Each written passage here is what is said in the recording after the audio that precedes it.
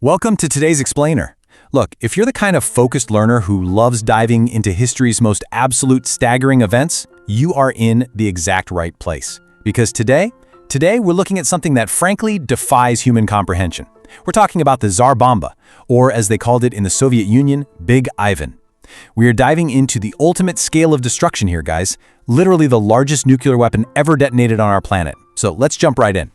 I mean, just think about this for a second. What actually happens when a single bomb is 3,800 times more powerful than the atomic bomb dropped on Hiroshima? Well, simply put, you get the most powerful human-made explosion in history, a 50-megaton detonation. And honestly, the truly terrifying part? If it wasn't for this desperate 11th-hour decision by its lead engineer, it would have been twice as powerful, and yeah, arguably twice as catastrophic. Section 1. The Cold War reignites, the collapse of the 1958 moratorium. Okay, so let's set the scene.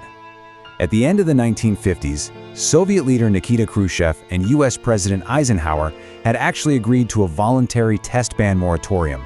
They were even scheduled to meet at a Paris summit in May 1960 to talk disarmament. But just days before that summit, an American U-2 spy plane gets shot down deep inside Soviet territory, and the US lied about it. They claimed it was just a weather plane, which completely blew up in their faces when the captured pilot admitted, yep, he worked for the CIA. Khrushchev was furious. He stormed out of the Paris summit. By the time John F. Kennedy is inaugurated in 1961, Khrushchev is looking at this new young American president and sees him as inexperienced, weak even. He felt he needed to project absolute, undeniable strength. Moving to Section 2, the 100 megaton demand. Political ego meets scientific reality.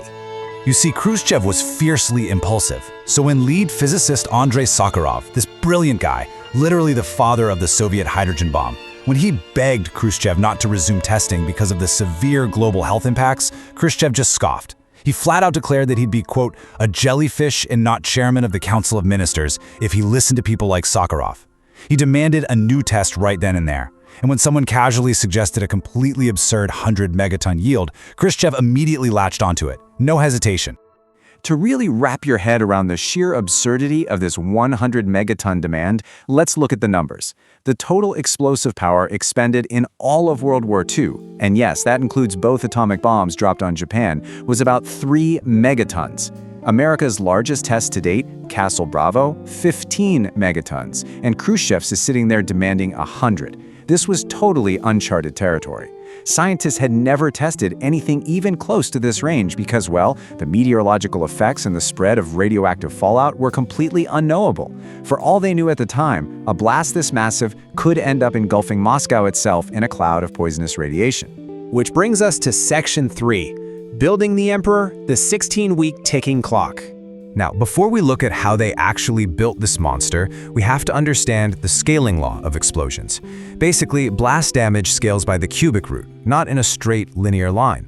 What does that mean for us? It means a 100 megaton bomb releases 10 times more energy than a 10 megaton bomb, right? But it actually only destroys about twice the area. So, militarily speaking, if you wanted maximum destruction, dropping 5 smaller 5 megaton bombs would devastate a way larger area. Plus, they'd be a lot easier to deliver. But here's the thing. Khrushchev didn't care about military efficiency, not even a little bit. This weapon was built purely for glory, and of course, intimidation. Okay, so Sakharov's team had exactly 16 weeks from conception to detonation. 16 weeks! They were literally physically building the weapon while they were still designing it. They had to skip crucial mathematical analyses and just rely on sheer approximations. And haunting Sakharov this entire time was one terrifying number: 660,000.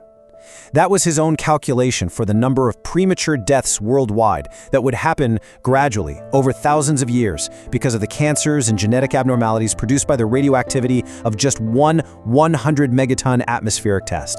Plagued by the thought of 660,000 potential deaths sitting squarely on his conscience, Sakharov makes a desperate last-minute design change. He swaps out uranium-238 for a biologically inert substance, lead. Doing this effectively cut the explosive yield right down the middle, taking it from 100 megatons to 50, which massively reduced the radioactive fallout. And surprisingly, Khrushchev agreed to it. The Soviets were already facing intense international backlash for breaking that moratorium we talked about earlier. So as long as the bomb detonated, the world would still know they had 100 megaton technology. That was enough for him. Section 4. The Day of Detonation. Dropping Big Ivan. Fast forward to October 1961 and the bomb is ready. Guys, this thing was the size of a literal school bus, 8 meters long and weighing in at a whopping 25 tons. So what exactly made this massive weapon so incredibly powerful? Well, it was a highly unusual 3-stage hydrogen bomb. Stage 1 is a fission stage, basically splitting atoms to create immense heat. But step 2 is where Sakharov's team really pulled off an engineering miracle. They used 2 near-simultaneous primary triggers to perfectly symmetrically ignite the 3rd stage. Now, this synchronization was considered extremely difficult to pull off, but it's exactly what allowed the final fusion stage to unleash such a maximized, totally unprecedented explosive force. But despite all that genius engineering, the actual delivery of the bomb was incredibly perilous. The engineers calculated that the flight crew dropping it only had about a 50% chance of survival, basically a coin flip. To give them a fighting chance to escape, the bomb was outfitted with this massive parachute to slow its descent. And then, at 11:32 Moscow time, from 4,000 meters above the freezing Arctic ground of Novaya Zemlya, the bombardier let it drop. You know, when a thermonuclear weapon detonates, the first fraction of a millisecond is entirely silent because light has no sound. But what a light it was. It produced a blinding flash visible from an astonishing 1,000 kilometers away, and that flash lasted for over a minute. The sheer energy superheated the air to 100 million degrees Celsius. To put that into perspective, that is 4 to 5 times hotter than the absolute center of the sun.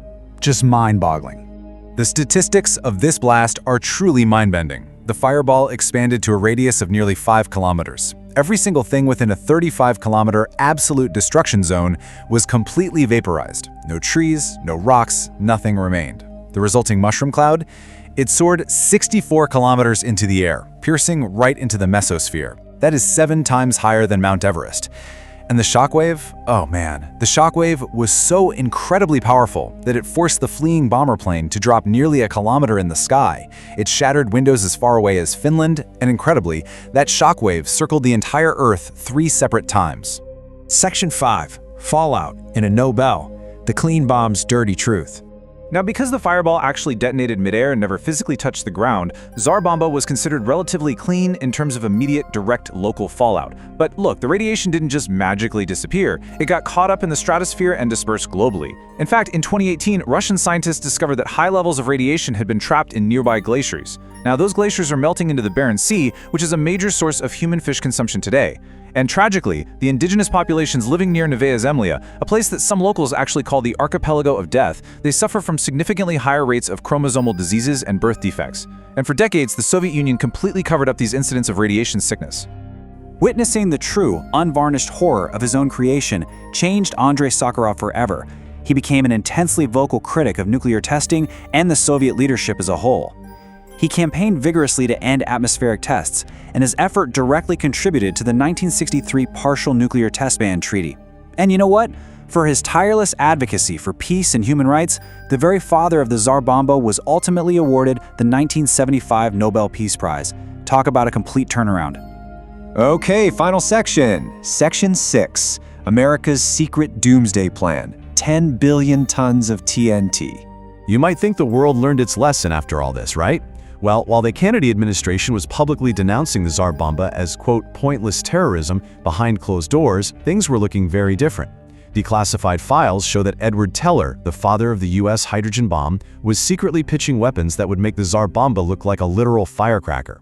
First, he proposed Project Gnomon, which was a 1,000 megaton bomb. But wait, that was just the trigger for Project Sundial, a 10,000 megaton bomb. That is 10 billion tons of TNT. 670,000 times the power of the Hiroshima bomb. A weapon like that would have been enough to burn all of France to the ground and potentially poison our entire planet. Thankfully, to the immense relief of other horrified scientists, these tests never actually occurred. Which leaves us staring at this final, sobering question. We survived the 50 megaton reality of the Tsar Bomba, and thankfully, we avoided the 10,000 megaton blueprints of Project Sundial. But as technology continues to advance and geopolitical tensions remain a constant part of our world, are we truly safe from our own appetite for absolute destruction? It's a chilling thought to leave you with, for sure, but an absolutely essential one to ponder. Thank you so much for joining me for this explainer. Keep asking those big questions, and I'll see you next time.